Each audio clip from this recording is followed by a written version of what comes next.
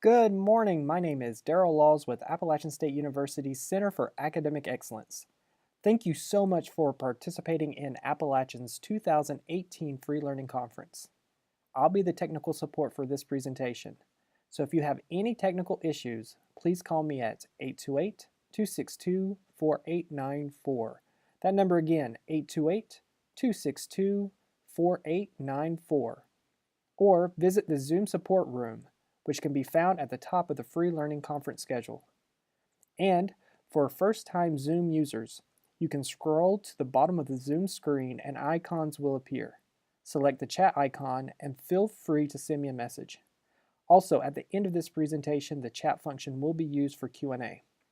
Now, it is my absolute pleasure to introduce the presenters. JuanEs Ramirez with Appalachian's Division of Educational Outreach is the off-campus coordinator for the Appalachian Center at Caldwell, and Bronwen Sheffield with Appalachian's Division of Educational Outreach is the coordinator for the Appalachian Center at Burke. Once again, welcome to Appalachian Center for Academic Excellence Free Learning Conference 2018 presentation, the quest to one-stop shop for new distance education students. Thank you so much, Daryl. So thank you everybody for spending a little bit of time with us today to talk about our journey on how we work towards developing a one-stop shop for new distance education students, specifically in the orientation piece. We were given a big goal, and this goal was part of a restructuring that happened within our division to unified distance education programs at the undergraduate and graduate level. And within those programs, we have certificate programs, doctoral programs, all kinds of undergraduate programs that can be that are delivered face-to-face, online, and hybrid. So with this big goal, we were given the charge to develop this big unified program to better serve our students and also to be consistent with the message that we were providing for the student. It was also a goal to be for our branding and also for the alignment of resources. So all of this, keeping in mind the student. So we center all our operations in this big goal. So this is the framework that we use in order to guide our work in the type of questions that we ask ourselves in order to better serve our students. So the first thing that we did was really to reflect on our past, our present, and where we were going, and that really positions ourselves in a position of excellence and success. So my colleague Bronwen is going to talk to you a little bit about the first question, what we were currently doing. I encourage you to use the chat function. We do not know where you're located, so you could be affiliated with a community college, another one of the 16 institutions, or a private university. So if you want to put in the chat where you're located and what your affiliation is academically, that would help us. We began at Appalachian State. As other institutions, distance education is defined and those offices are utilized various ways. At Appalachian State, we were moving from a program managed model. We had 7 program managers, and with that, each program manager was aligned with different programs, therefore different departments, and was asked to combine the distance education orientation, which is the non-academic aspect, and work with the department as they formulated their ideas about their academic orientations. With that being said, as we began our research to find out what the other program managers were doing, we found that we had various combinations, even though we were trying to be consistent in our message. We were consistent in our message, but we were also delivering it various ways. Some of the program managers found themselves doing combined orientations for the academic program. Others were working with the departments to create as you learn or advising centers. Some were using guidebooks or enrollment guides.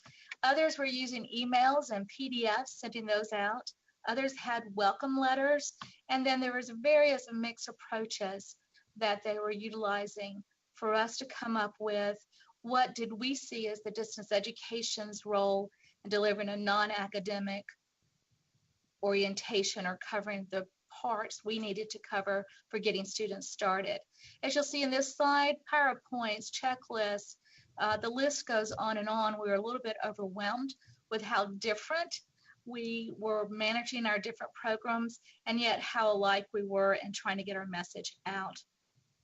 With that being said, we were given the directive that we needed to move to reorganization, as JuanEs mentioned, and our reorganization was going to be a designated function that was responsible for coordinating an event for distance ed, seeking the attendance, working through the initial registrations for new students, ID cards, photos for ID cards were appropriate, and working with the different programs, whether their academic orientations were face-to-face, hybrid, various models, just to make sure that we offered our assistance as we tried to be seamless in moving students from the distance education orientation into a very specific departmental orientation. Absolutely. So after we compile all that information, then we start thinking about what are the best practices for orientation programs for distance education. We consulted with internal stakeholders. So as you saw in the previous slides, we did basically a scavenger hunt of all the things that we were doing. We consulted with our external partners as well, technology services, the orientation director for Appalachian. We consulted other schools. We also took a look at the literature and what the literature was telling us about creating best practices for distance education programs. We had great success with the hallmarks of excellence for online education from the National Council for Online Education. So if you're looking at creating something like this or just interested in quality and excellence, I recommend that publication. We also are part of the Education Advisory Board, EAB, and they have an orientation program development information as well. And I have tons of other resources that I'll be happy to share with you if you're interested. So this is what we learned. What we learned from this was accessibility, convenience, and flexibility were really the driving forces for our orientation program. In fact, these three, accessibility, convenience, and flexibility, became our values for distance education and the things that we look for to deliver distance education programming. So these three were at the top. Data-driven improvement, we learned a lot about getting data and consistently getting data at different stages. And we'll talk a little bit about how we do that. And then the last one was keep things short and sweet. What are you trying to accomplish? What's the outcome? Fulfill that outcome. So keeping it short and sweet. We used to have tons of information everywhere. We condensed it, and we'll show you in a moment how we did that.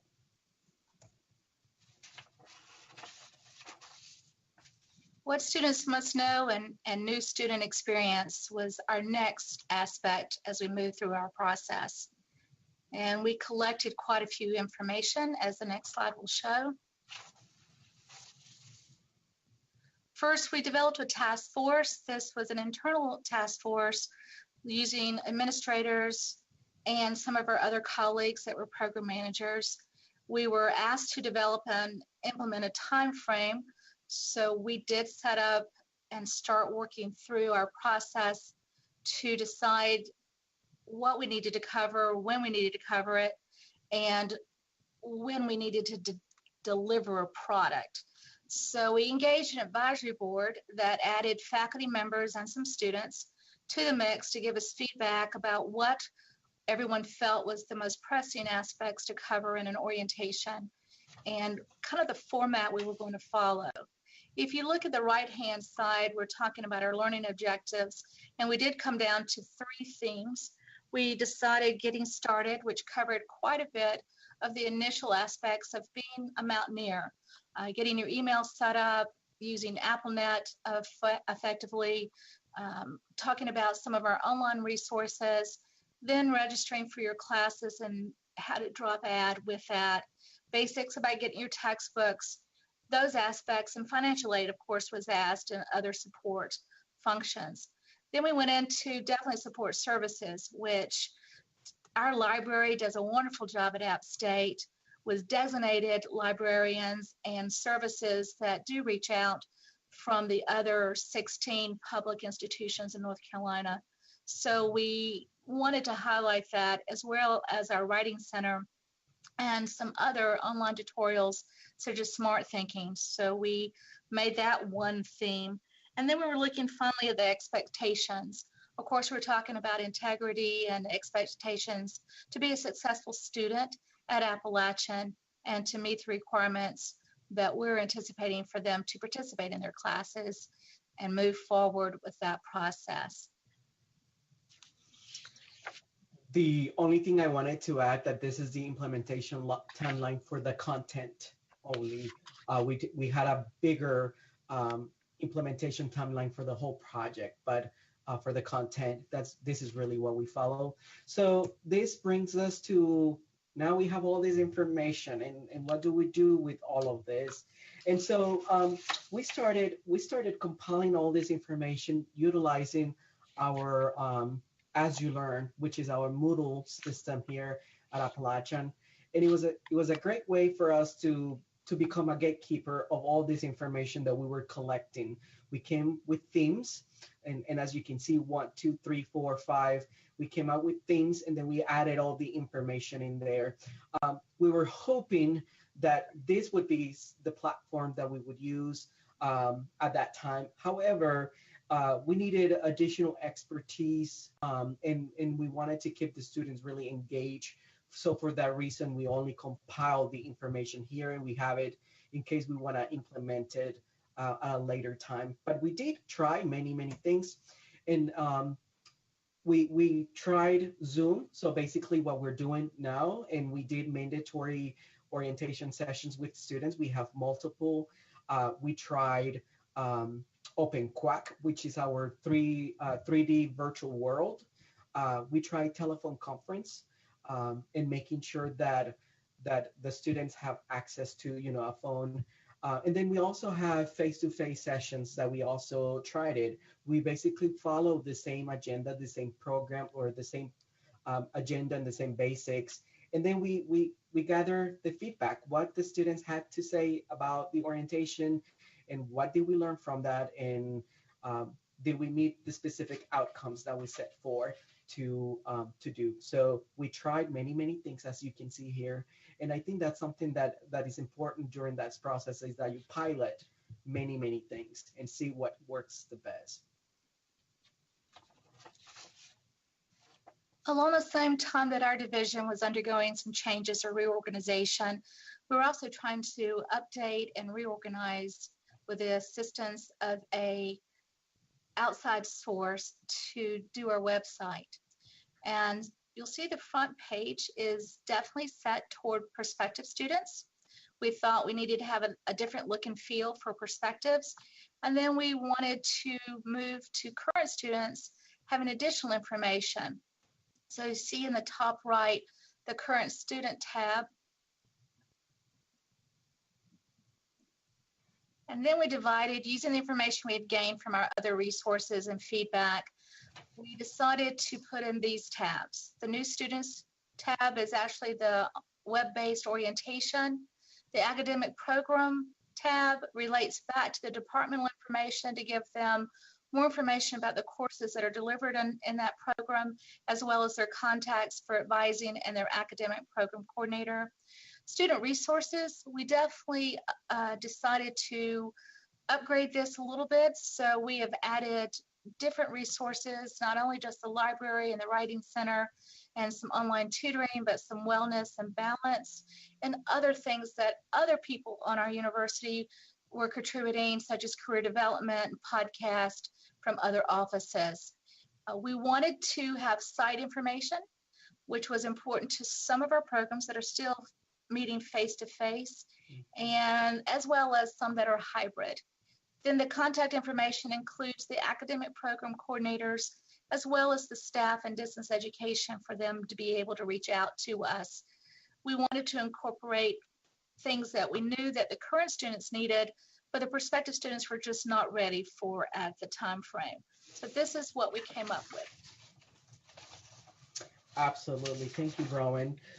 And thinking about that flexibility and convenience factors, we and accessibility, we came with the approach of housing the information here in the new student tab of what students need to know based on where they are in the process of enrollment. So this is known sometimes as the backpack approach, where if you're familiar with Dora the Explorer, she would have a bag, and then every time she needed something, something would pop out. Well, it's really basically the same concept, where the students really have this backpack or this shell with full of information, and they don't have to know it all right in the beginning. There are different parts of the process where they might need this information better or at a time better than other times. So this is the information, and if you have the time just to review it at your convenience, that would be great, and give us any feedback that you have. But the first thing we wanted to do is we wanted, of course, input from our leadership team, and we wanted their support. So this email is from, or this video is from our director, Dr. Terry Ross, who gives a welcome to our students. And then the other ones are, I've been accepted, now what? So been accepted, I got my acceptance letter, what do I need to do? We also review some resources already available. Online Learning 101 orientation is an orientation that the UNC system has for students that are new either to online learning or who would like to know or a reminder about online learning. So they have two different platforms, one for enrolled students that links directly to Appalachian and it speaks our language. And then they have one for prospective students, just in general, if you want to know about distance education or time management techniques or technology, things like that. And so we certainly cut it in themes. We put some videos on those places that students really wanted to know more about, because it's really easy to provide a link, but it's harder for them sometimes just to see a quick tutorial video and that's it. And that's something that we're looking forward to do more, to have more video tutorials. Again, we have different themes set up depending on where the student is in the section. And then of course, we link them back to the academic department anytime they have academic related questions. So in distance education, we focus on the student support services and we focus on the enrollment piece. Once the student is a student at Appalachian, then we really give them to the academic department for that academic piece, but we also provide the support throughout the program.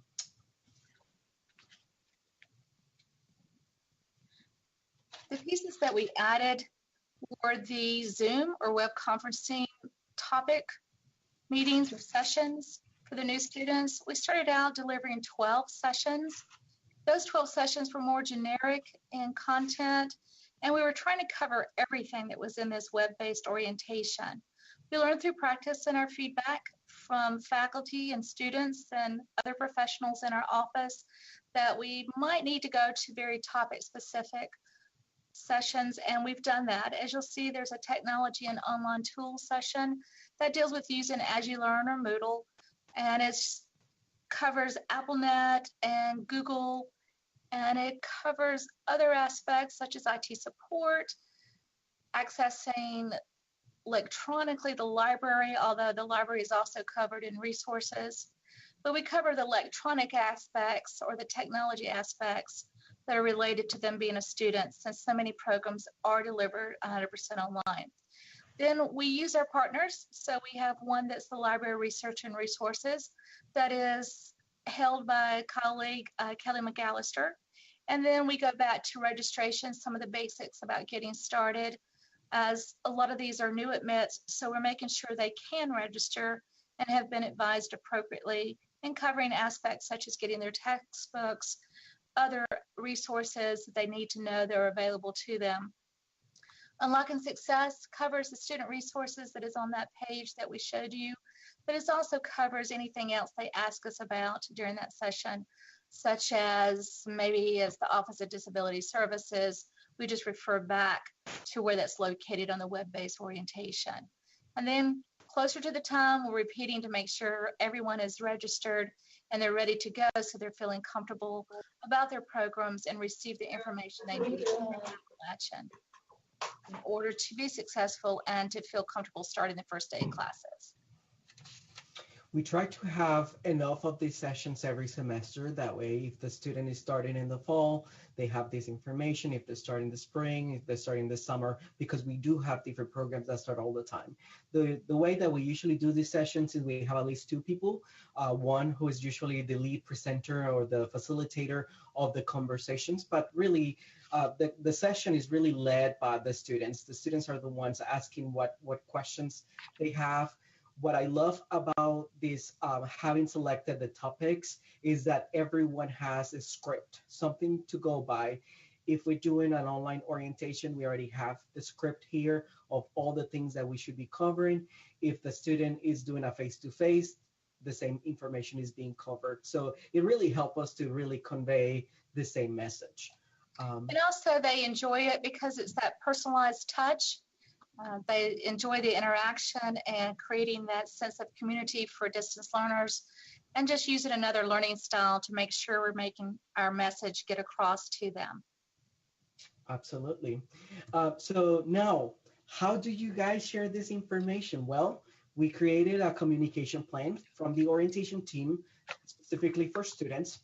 And in that communication plan, we really engage the student after they have been admitted and after they Appalachian has created their account assignments. So they need to have their account assignments because we want them to be ready to register.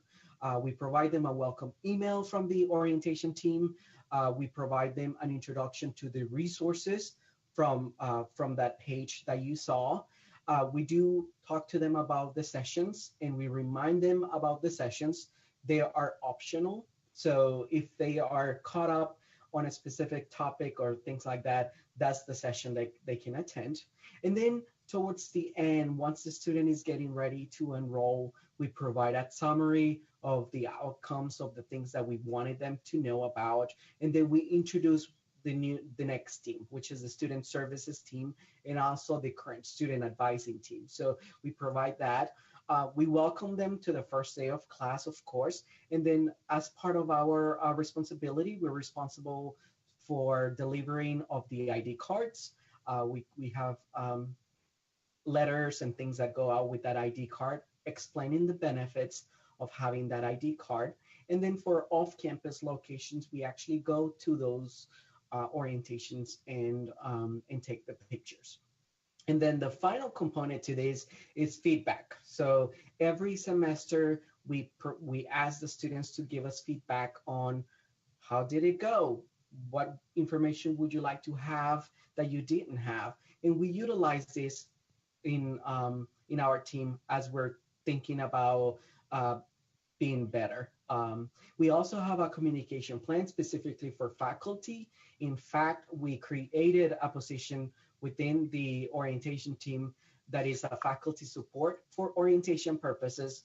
And the purpose of that position is really to bridge between distance education and the academic piece. So we provide them with support on what they need to do their orientations. Some of the programs that don't have orientations, we encourage them to have orientations, and really we guide them step by step. We give them tools, we show them examples, but also we keep them engaged in the process and let them know about their students. So for example, we have 35 students for the elementary education program in Hickory or in Caldwell. So we have reports that we create and we send them automatically to them. In addition, we have our communication plan through Slate, which is our resource management or relationship management, we're able to have automatic communication from the faculty to the students. So it really helps us to have a smooth process there with the enrollment.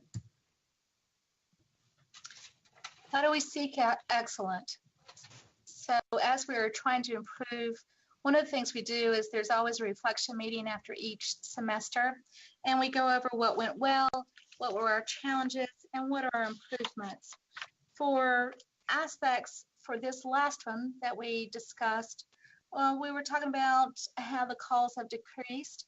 So students are not feeling anxious about orientation. They are receiving their information in a timely fashion and reviewing that so they can get started. We discussed aspects of ID cards. What's the value of having an ID card? Does it create that sense of community? Who needs an ID card? Where do we put ones that have photos, such as ones that are face-to-face in centers for now for security reasons? Do we keep that?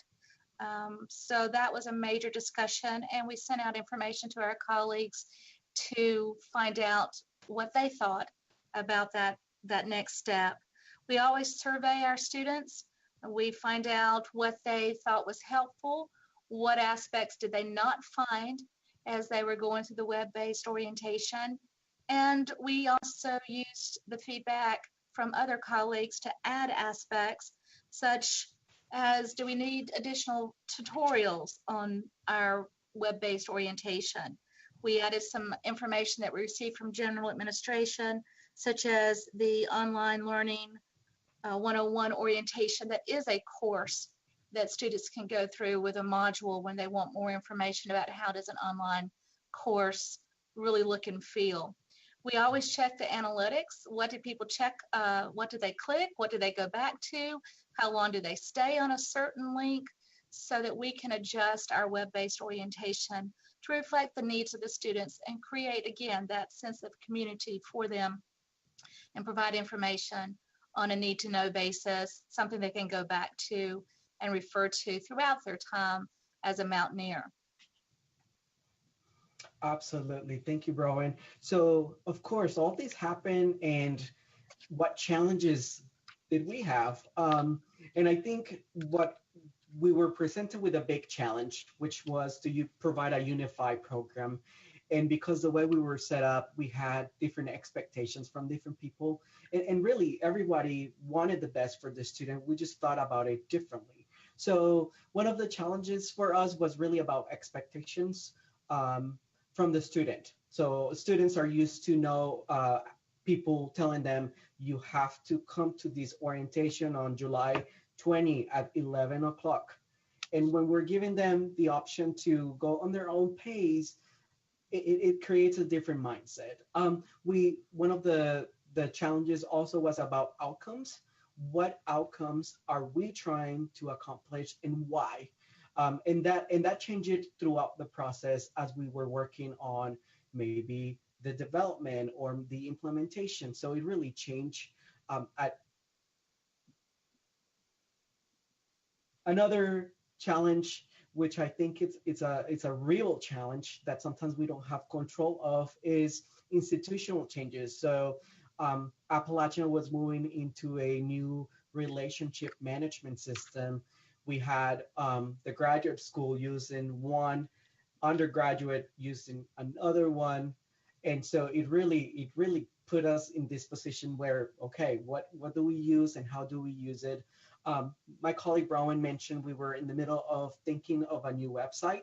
So it created a great opportunity for us to be able to implement this while the new website was being launched. The problem was that we had some capabilities in the previous instance that we didn't have in the new one. So that was something that we needed to work on. And then we also had new other systems, like our banner system is being updated to a different system. So we had those challenges as well that we have to keep up. One of the recommendations could be give yourself some flexibility time in order to meet that challenge. Because for us, we definitely consider some of these unknowns, but we didn't really realize that it was going to take longer than it did. Um, And in regard to the question Susan has posted in chat, I was holding because we knew we were going to cover this. We did discuss about, do we want the students to master a skill, or are we worried, more concerned about them having accessibility to the information? And examples of that is setting up your App State email account. Did we want them to send us an email to show us proof that they had set their email accounts up, or were we concerned that they knew how to do it and be clear that all business is conducted through the App State email account from the minute they're admitted to the university? We decided not to make this mandatory. And so our challenge then became, okay, so we're not making it mandatory. How do we invite, teach, and use a lot of resources to engage the students, to bring them the information in a time fashion of helpful in the now presence, but also to make it inviting? Because yes, it is not mandatory. So we have to find out by other methods how many students actually access the information and be really clear about still engaging them in the here and now aspect of using this resource. and Bronwen, I would even argue that this is actually one of the challenges that we have right now, that we still having those conversations about, do we need to make it mandatory, not mandatory? We know that if we make it mandatory, we're going to have more participation, but is that convenient, flexible for the student, and accessible? So those are the things, that the battles that we have to think about. Some of And the also we were concerned about, if we made it mandatory, who's going to check on everything and how many resources. So we were limited on checking for quizzes or emails or other things that showed proof if we made it mandatory at the time. So we just didn't have the resources at that time. Absolutely. So some of the learning lessons that we would like to leave with you today, less is more. So for us, what really worked out for us was really to narrow our focus and really clearly define what we wanted to accomplish and why. And we use the why a lot, and it was very helpful for our operations. Now, this orientation may not work for everyone, or this type of program management journey that we did may not work for anyone. For us, it really worked, and it worked for now. So we're still developing new ways to do things. We concentrated on what the students must know, and now, what do they need to know now? And then we target that information with other teams. We found that we used to overwhelm students with all kinds of information, 2 or 3 hours of their time. By the time they need the tool, they don't remember, they forgot. So we really try to find other creative ways to present this information. And we're still trying to figure creative ways to present this information.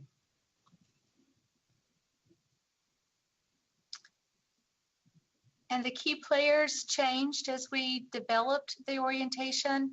At first, we needed a lot of technical support. We needed to know what we could do and what we couldn't do. And we utilized internally some of our technical support, but we were reaching out. Then we were looking at content. So we were trying to make sure about utilizing other departmental information, what was already published, what did we want to use. So we had to be clear that we were consistent with our message and providing them accurate information. Then we moved to, as JuanEs says, we wanted to make it pretty in some ways. We wanted to make it visually appealing. So we were looking to our marketing, our UCOM, University Communications, to help us develop that aspect and get it onto the website. And then we continue to go back to look at key players. Is we look at our students, our faculty, administrators, everyone that might be using this resource. Are we doing it well? And how can we refine that? So we're constantly redefining who the key players are, and it fluctuates as the process goes and as we go back through assessment.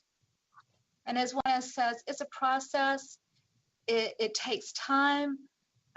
We are just now rethinking, as he mentioned about the communication plans and targeted information. We have other functions now, so we're coordinating with them when they send out information so that we're all not inundating the student, but also moving them along through the process of becoming a mountaineer and actively engaged with their departments.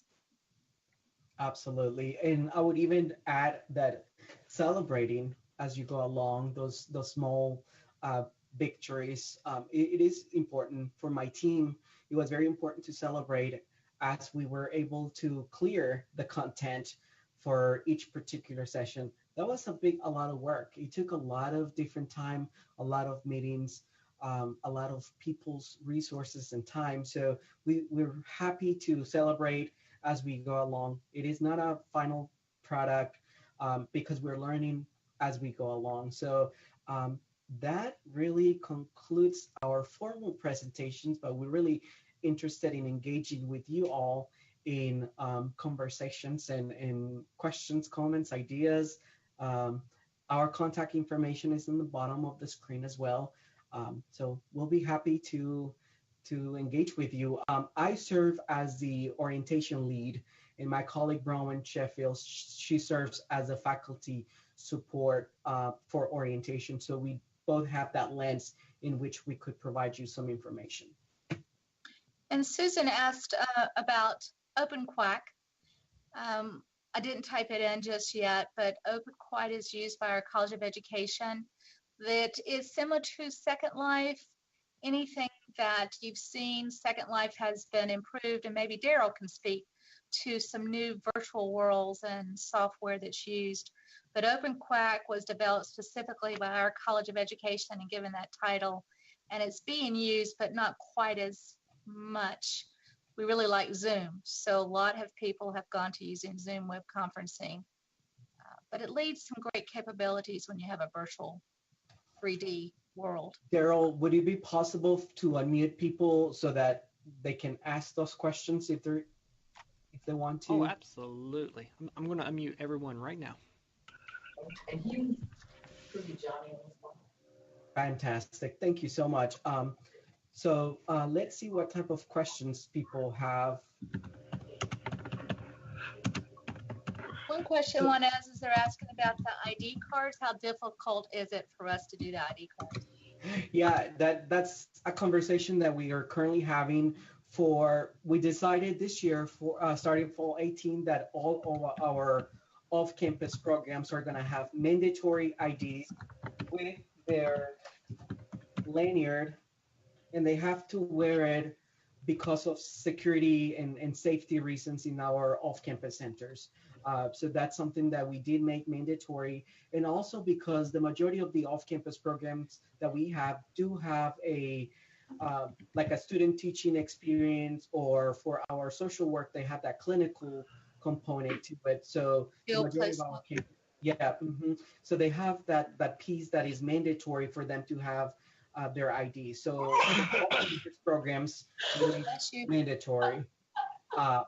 For non-campus, we have that made.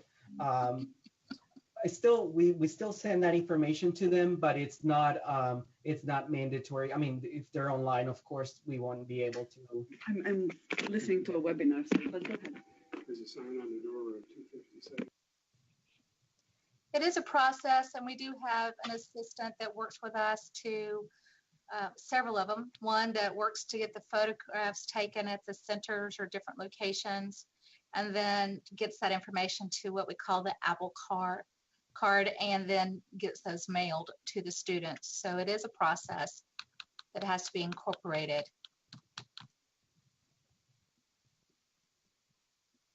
Other questions? I would say, I mean, just adding a little bit of additional information here, I would say that one of the biggest opportunities that we had was to really have the conversation with the academic departments to really think about orientation differently. And I feel like those conversations at first, they're difficult because if you're one of those programs that do not have an orientation for your students, it's hard for them to know what expectations you have as an academic unit. So that was something that we really tried hard to not only talk to them about the benefits of orientation, but also not to overstep. You know, the academic unit is responsible for that, but we try to provide support. So I think that was one of the greatest opportunities. It gave us more time to talk to the program directors about their needs. It gave us the opportunity to engage with them in a different level, even to the point that now we're using other teams to be part of the orientation. So I'll give you an example. The one of the off-campus programs is the elementary education program, and that program needs a lot of advising from the beginning. So now our current student advising team is having conversations with the orientation team about being part of the orientation and providing that advising on site the day of the orientation. So it really takes a partnership, a collaboration, and I feel like we're better because of that. Is it always easy? No, it has been different because everyone is doing things a little bit different. Everyone, they own the content, they own the way that they handle the department, but I think we're better because of that. And we bring to the table when we receive feedback, such as the students are looking to have a tentative schedule, whether they need advising because there's quite a few concentrations within a program, when they might need advising.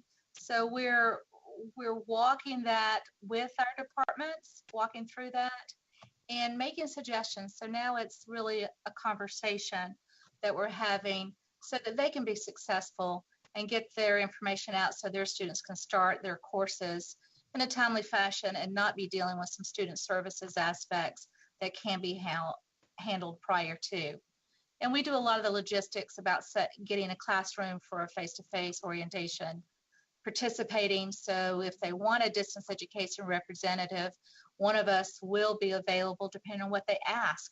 It could be that it's not an orientation person. It could be the student resources lead that goes in to talk about those resources. So we're trying to walk that very carefully, and I think we're making strides toward that, but we learn every day.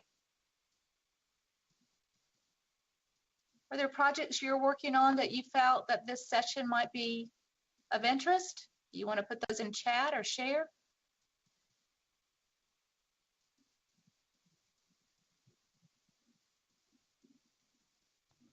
One of the ways that I really learned so much about our orientation was really observing other orientation programs. So my good colleague, Tabitha Bailey from Surrey Community College, she developed an orientation program at her community college.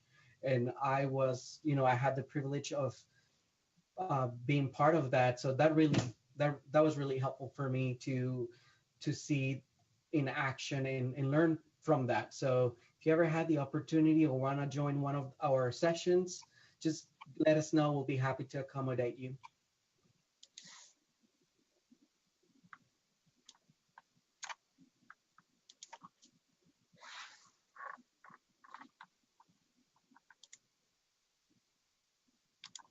All right, guys. Thank you so much for your time. We appreciate it. Hope you have a great remaining sessions and have a great weekend. Take care.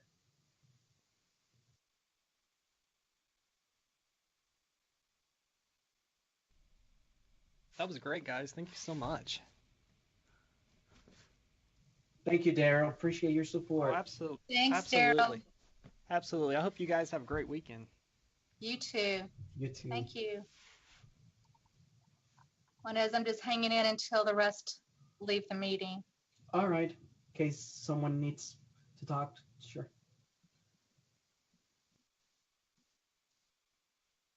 There was someone from Victoria, British Columbia in here. Yay, my favorite place, one of my favorite places.